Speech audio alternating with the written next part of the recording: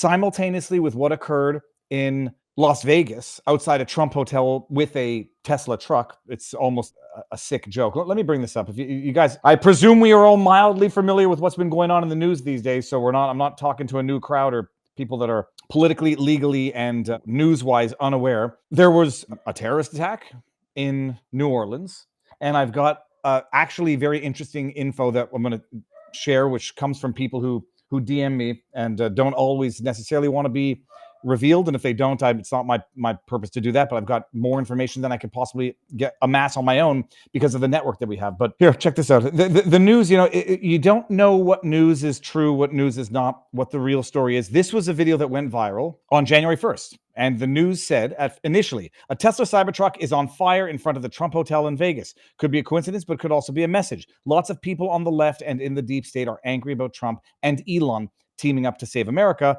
That's clearly an explosion. I thought that was a firework going off the first time I heard it, which it is, but there's more to the story. I mean, there's clearly they sound like screaming banshees type fireworks. And a word of advice: if anybody has ever seen fertilizer explosions, there is really no safe distance that is safe enough from these types of fires/explosions. And not to be the Debbie Downer, but if you see something like this, you're best off, backing the F up more than you actually think you need to be backed up.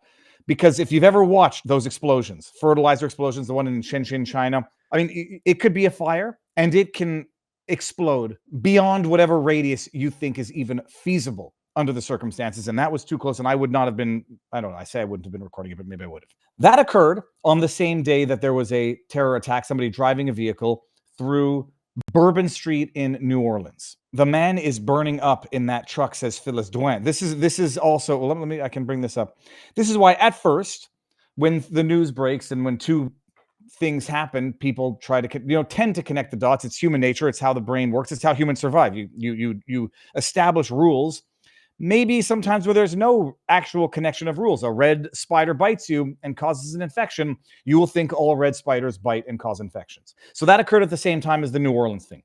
And I'm thinking, okay, it sounded like fireworks were going off in the truck. Maybe someone just had, not leftovers, but they were going to have a fireworks show. It's the New Year's Eve and the truck got, accidentally set on fire in front of a Trump hotel. It turns out that the individual in that car, who allegedly by that point already taken his own life, that this was something of an attack. The same day that there was this attack in New Orleans. And then it turns out that was actually not someone's fireworks accidentally going off. When you saw the aerial picture of that Tesla truck afterwards, you see canisters of gas in there, which clearly indicates that this was something planned and coordinated, or at least deliberate, malicious, not fireworks accidentally going off. The perpetrator, allegedly a man who had military experience from Fort Bragg, the same place where the New Orleans terrorist came from, and had rented a Tesla Cybertruck, via this app called Turo, which I had never heard of until this incident. I thought they rented their car at Turo because I thought it was like a location for rentals. And I was like, okay, well, that's a done deal. Lucky I didn't, base anything on that erroneous understanding. Turo is a vehicle rental application on cellular devices and mobile phones. So that happened. What the hell is going on in the world? Oh, yeah, another Trump shooter came out of Fort Bragg. Yeah, Fort Bragg has something of not an illustrious, I'm not even trying to be sarcastic, there in terms of connecting trauma with veterans and there it's not a statistical anomaly as far as I'm concerned. You're dealing with a segment of the population who experience trauma via their service. And there's only so many places where training occurs. And so to draw that connection of tragedy that ensues and the way that tragedy materializes itself, I can understand that connection. Not connecting dots that don't necessarily connect. My connection would be when it comes to veterans who train, serve, come back to civilian society, and then don't necessarily get the services that they not only need, but deserve from the government that they serve, from the people that they serve. And what the suicide rate, self-harm rate, psychological trauma rate is from veterans who then come back and don't get the services that they need from the government because it's too busy shipping off money to Ukraine. The fact that veterans snap and that materializes in various ways, that's not the smoking gun of a connection where I think like there's some radicalization program going on at Fort Bragg. But I don't know anything about these types of things beyond what I've learned because I'm Canadian and never served a day in my life of military service. So the Vegas thing happens. It was after what happened in New Orleans. And then the question becomes, as Nick Sortor, who is amazing, and you should all follow him if you don't You know who he is because he's been on the channel. Nick Sortor had tweeted out, Justin was when this came in, which was January 2nd, this morning, 10:35. Nick is trustworthy and reliable. And people will not make mistakes, but information changes over time. Nick Sortor is responsible, diligent, and trustworthy. And there's really actually not much more you can ask from someone who you decide to follow on the social media interwebs. Tweeted out this morning, Justin, law enforcement sources have confirmed Matt Livelsberger, 37, of Colorado Springs, was the Trump Vegas Cybertruck bomber, per News Nation. Livelsberger, who killed himself in the blast, was still an active duty Green Beret operations sergeant who was on leave from Germany, where he was serving with the 10th SFG, per multiple U.S. officials. Let me just see here what SFG military acronym, and that stands for Special Forces Group. Sorry, guys, I have to check things. Authorities are continuing to investigate a link between the Livelsberger and the New Orleans attacker, as they both served at the same base, Fort Bragg, and both rented EVs from Turo. This is getting weirder by the hour. Now, there are certain things which I noticed that were just a little bizarre. And I noticed it immediately after it happened, that the truck that was rented by the terrorist, you can call him what he is, in New Orleans, was an EV Ford pickup truck, which is a very bizarre choice of vehicles to choose to rent if your purpose is then to commit an act of terror with it. It's I mean, there could be other explanations, but the fact that both of these individuals who served at Fort Bragg or were trained at Fort Bragg, who committed acts of violence, one didn't kill anybody but the perpetrator, and that's assuming that he's guilty. There could be other explanations here. I just watched the movie Carry On, and I've got the movie Carry On. It's about a mastermind, Bateman in real life is his name, who coerces government officials or airline surveillance security checker guys to do certain things that are illegal through threat and coercion. So everything is on the table in terms of both these scenarios, either of these scenarios, neither of these scenarios. But the Livelsberger, the guy who took his own life to carry out a senseless act of nothing because nothing happened except destroying that truck, and Elon Musk took to Twitter to say that he picked the wrong truck to do this with because the truck actually contained the fire, projected it upwards, and no window was even broken at the Trump Tower. It's not inconceivable that there's something of a carry-on type coercion here, or mental break, or whatever. The fact that they both chose electric vehicles and electric SUVs to do this is bizarre. The fact that they both trained or were trained at Fort Bragg is bizarre. The fact that they both used the app, I mean, it's bizarre to me, but I've never heard of this app before today. The fact that it occurred within 5 hours, whatever, within the same day is bizarre. And anybody who says that that's not bizarre is covering their eyes. All that to say, nonetheless, that's what we know as of now about the Vegas guy. Livelsberger married, apparently had a 6-month-old child, and it's very bizarre. The Vegas thing is very suspicious. If I actually may, this was a public tweet, an individual named Matt Tardillo. This was the tweet that I saw earlier today. Wait before assuming guilt. Matthew Livelsberger is a suspect in the Tesla Vegas bombing at the Trump Hotel. Twice last month, someone pretending to be a Green Beret from my former Operation Detachment Alphas, ODA's, sister team contacted me. So someone pretending to be a Green Beret contacted me and showed extensive knowledge of personal information about the Green Beret they claim to be, who is still on active duty. I presume that means Livelsberger. So I presume that this means, and assuming that this guy is legit, and he seems to be podcast host, keynote speaker, veteran, father, husband. He seems to be legit, followed by some mutual followers, which it's not a troll bot engagement account. He's saying someone pretending to be a Green Beret contacted me with extensive knowledge and personal information about a Green Beret they claim to be. I presume that means the guy who is no longer alive now. The person who contacted me claimed to be suicidal, likely in an attempt to get me to SWAT his house. I don't know why he put his in quotes, with either police or Green Berets to make sure he was okay. This would have given away his location if it was not already known. Livelsberger served on the same ODA and held the same position as the person who was impersonated. A lot is not adding up in Vegas. It's freaking wild. This was from 1 hour ago. LVP, Las Vegas Police Department for Vegas bombing. Matthew Livelsberger, who would have needed to leave Colorado Springs no later than noon, December 31st, make all the necessary stops and avoid sleeping to arrive Las Vegas by 7:35 in the morning. Key calculations, 14 hours. Charging time, 6.5 hours. Total time, 20 hours. Zone adjusted, 1 hour behind, giving a total window of 19.5 hours. Stops for charging and fireworks. Fireworks stands are within 10 minutes of the Gallup, New Mexico supercharging station. Charging and driving details, December 30th. Well, okay, they're going to have all this on the Tesla truck. Monument to Trinidad, Trinidad, Colorado to Las Vegas, Las Vegas, New Mexico to Albuquerque, Albuquerque, New Mexico. Okay, I'm just going to read this. Holbrook to Flagstaff, Arizona, Flagstaff to Kinsman, Kinsman to Las Vegas. Also, somewhere on the line, he stopped and purchased a buttload of fireworks, a Desert Eagle 50, and another pistol. Right. Oh, yeah. And the Coleman camping fuel and the racing fuel. Also, they said it made it sound like he had some tannerites as well in there. So it's all very, very, very, very suspicious. In a world where the government and the FBI and frickin' Mayorkas and all those jackasses, Garland, are trying to tell us that white supremacy, white nationalist homegrown terrorists are the greatest threat to America. And then you have Shamsud Din Jabbar. We're going to get into his name because I actually got an interesting comment on one of the videos.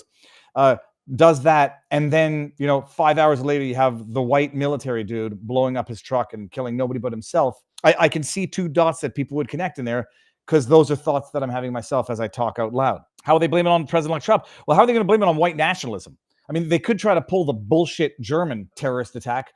A Saudi Shia Muslim claims to be an atheist, claims to be an AFD supporter, claims to be an Elon Musk fan, and they literally blame a Saudi Shia Muslim running his truck into Christian Christmas goers.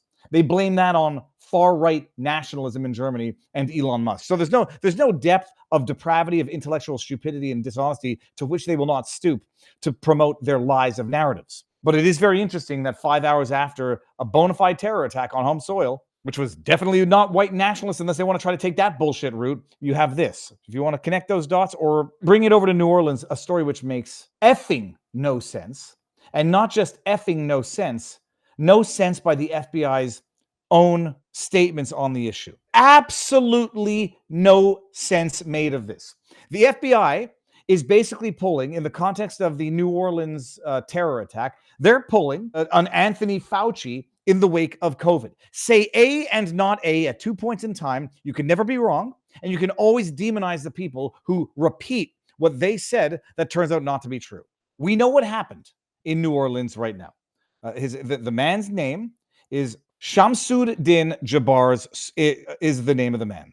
Military, a veteran, 10 years as a human resources specialist abroad. We know it's Afghanistan, which is probably where he got radicalized. Twice divorced, financially ruined because of the divorces, repeating the words of my former boss, you want to stay rich, don't get divorced. And that doesn't mean rich. It just means getting divorced is a financially consuming, emotionally draining, very difficult process, even when it goes well. This man's twice divorced, in financial ruins. I screen recorded the video of his real estate investment pitch because he became a broker at one point in Houston. Apparently, it's a very tough market. This is the guy. Inside terrorist Shamsud Din Jabbar's squalid home where sheep and goats roam his yard after his financial ruin. Reading from the New York Post, so nobody call me racist or whatever. The goats and the sheep, I mean, it's a very interesting thing. I mean, ordinarily, people having chickens and livestock is not a weird thing. But Houston, terrorist who killed 15 people when he plowed his truck into a crowd on Bourbon Street in New Orleans was an American-born military veteran living in a rundown trailer park where he kept sheep and goats in the yard just blocks from the local mosque. Shamsud Din Jabbar, 42, from Houston, had an ISIS flag trapped to the rented Ford F-150 Lightning EV truck he used to carry out the act of premeditated terror on New Year's Day. Gets into it. It goes, where's the read the more part? Shamsud Din Jabbar was a U.S.-born military veteran, yada, yada, yada. He served in the army for more than a decade, deployed to Afghanistan before he carried out the ISIS-inspired attack on Wednesday. Working as an IT specialist. He was stationed in Afghanistan from 2009 to 2010, yada, yada, yada. We got some pictures there. Jabbar served active duty from March 2007 to January 2015. He was a reservist 2015 to the present. He left the service at the rank of staff sergeant, according to the Army. Had his video, which I don't need to play it, but it talks about being a real estate broker. Trust him. He'll dot the I's, cross the T's. Native Texan, spent 10 years taught him the meaning of great service. Geese, chicken, sheep roamed freely.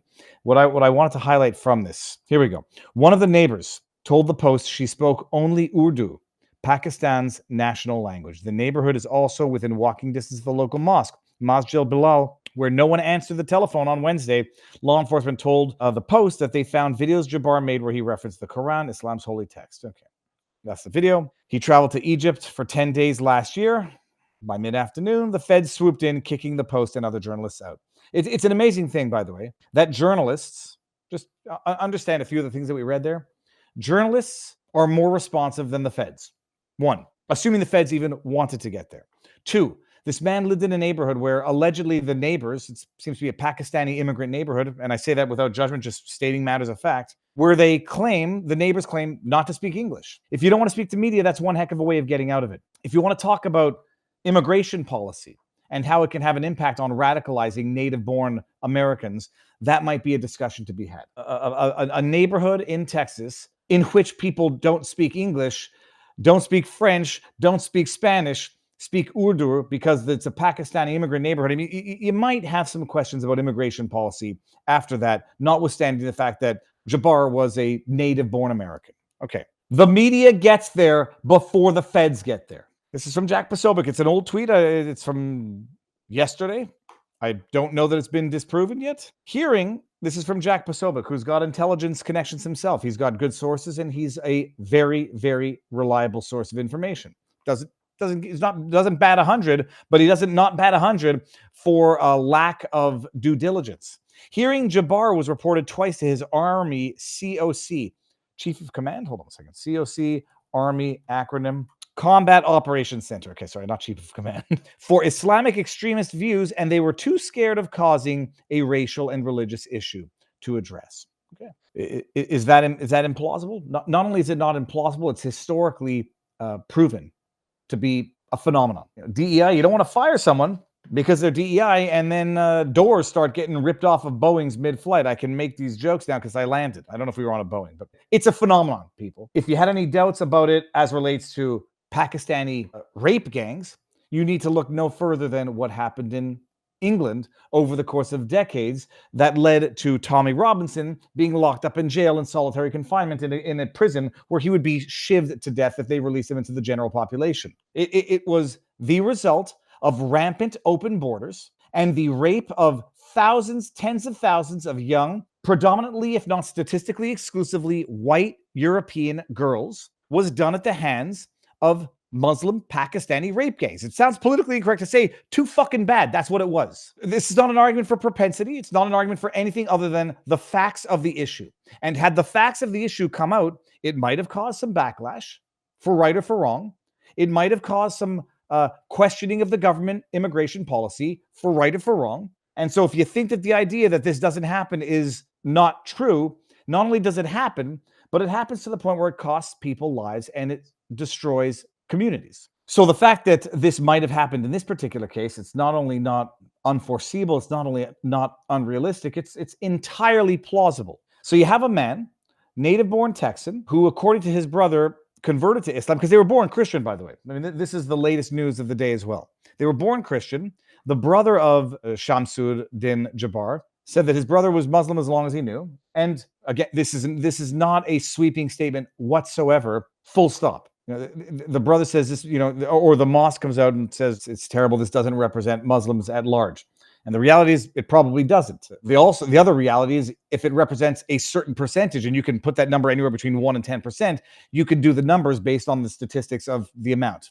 And then you can also do those numbers based on the amount of open border, crossing a border without any form of verification whatsoever. You can also do it based on the numbers of people on terror watch lists who are crossing over the border, not from Mexico into the United States, but from Canada into the United States. Because Canada, much like the UK, has had something of an open border system, minimal verification, handing out student visas like they're cotton candy. And then you have tenfold terror watch list encounters coming from Canada to the US that you have from Mexico to the US. Set all that aside. The brother of Shamsuddin Jabbar says he's been Muslim as long as I know. He doesn't reflect all Muslims, and he doesn't, obviously. In fact, he might reflect a very small minority. But a small percentage of 1.6 billion can be big problems when you don't have any form of checks and balances at a fucking border. Sorry. Now, he was born in America, true, Where was he radicalized? We'll find out. Was he on the FBI's watch list? We'll find out. The neighborhood in which he lived. What verification process was going on there? We'll find out. They're still too busy, the FBI, hounding, harassing, haranguing, and persecuting Jan 6 grannies who went into the Capitol in open doors. So that's that. And the FBI, holy sweet mother effer, what the hell are they doing? I just have to go pull up articles because, like I said earlier on, I feel like I'm taking crazy pills. I didn't say that earlier on. I do feel like I'm taking crazy pills. I follow the news obsessively, compulsively. I wait before I tweet things out. And if I make a mistake, you know damn well I correct myself, and I put more of an emphasis on correcting myself to compensate for the mistake in the first place. And I can think of some examples which we can get to afterwards. I wait. The FBI comes out, and I feel like I'm going crazy because I feel like I must have misheard what they said. Because the FBI came out and said, after this attack, it's not a terror attack. I'm like, you fucking idiots. Did you not see the ISIS flag? You did not see the ISIS flag. You can say maybe it was a false flag. I mean, maybe it was a literal false flag. Someone who wants to make it look like an ISIS attack, so they kill a bunch of people by ramming a car into them a week after the exact same thing was done by the Saudi atheist far-right Musk supporter in Germany, #sarcasm. Maybe it was a false flag to depict it as an ISIS attack. Maybe it was. But don't fucking tell me, FBI, that you didn't know that there was an ISIS flag on the ground, because I saw pictures of people taking pictures of that ISIS flag. So the FBI comes out and initially says it's not a terror attack. And once that information is out there, I then say, oh, you said it wasn't a terror attack, and then later on say it's a terror attack. Were you lying when you said it wasn't a terror attack? Like, were you lying when you knew that it was a terror attack and said it wasn't a terror attack because you were fearing backlash? You were fearing social repercussions. Were you lying when you said that there were other people who were caught on camera planting IEDs and that this guy, Jabbar, did not act alone? Were you lying then? Because I know you said it. Even though you came out afterwards and said, no, we never said it. And then I think I'm going crazy. The FBI came out and said it wasn't a terror attack when we all suspected it was, but it doesn't matter. You don't know until you know. Then they come out and say it was a terror attack. But between them saying it wasn't a terror attack to it was a terror attack, they also said the guy was not acting alone. They had video surveillance of people planting IEDs throughout New Orleans, but they didn't go off. And there were people saying, God bless, like, thank God the IED improvised explosive devices that his accomplices were planting didn't go off. Then they come out and say, oh, no, we said it wasn't a terrorist attack. It is. We said he wasn't acting alone. He was. And like, I'm not crazy. Hold on. It was from the Times of India, which is not a reliable website. Now, I say they're not a reliable. I recall them putting out information that's less than reliable every now and again, but I don't have the examples fresh in my memory bank. FBI rules out involvement of 4 suspects seen planting bombs near New Orleans truck attack. I know the FBI said it because I saw it with my own 2 freaking eyes. But then I see it, and then they come out and say something which totally contradicts what they said 12 hours earlier. And I don't care if it's the fog of war and they got it wrong. I know they said it. The FBI has ruled out 4 initially suspected individuals in assisting Shamsuddin Jabarin. Why are they saying Jabarin? In the New Orleans truck attack on New Year's Day that resulted in 50. What kind of passive fucking language is this? He killed 15 people. Investigators found IEDs at the scene and are exploring the potential terror group, while indicating Jabbar may not have acted alone. They were. The Federal Bureau of Investigation has ruled out the involvement of 4 individuals initially suspected of assisting the Jabbar in the New Orleans attack on New Year's Day that killed 15 people. Surveillance footage had shown 3 men and 1 woman near the attack site planting explosives at multiple locations, prompting a nationwide alert. No, it wasn't, because they said he was acting alone and it wasn't terror. However, investigators have now excluded their connection to the attack.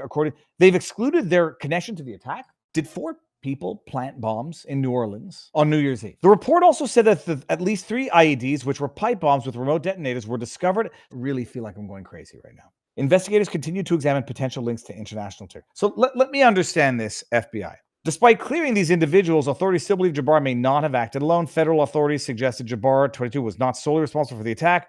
We do not believe that Jabbar was solely responsible. We are aggressively running down every lead, including those. FBI Assistant Special Agent Aletha Duncan.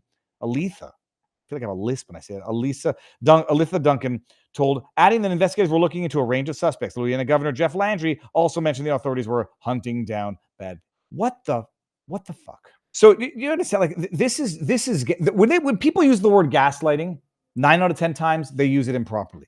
This is fucking gaslighting.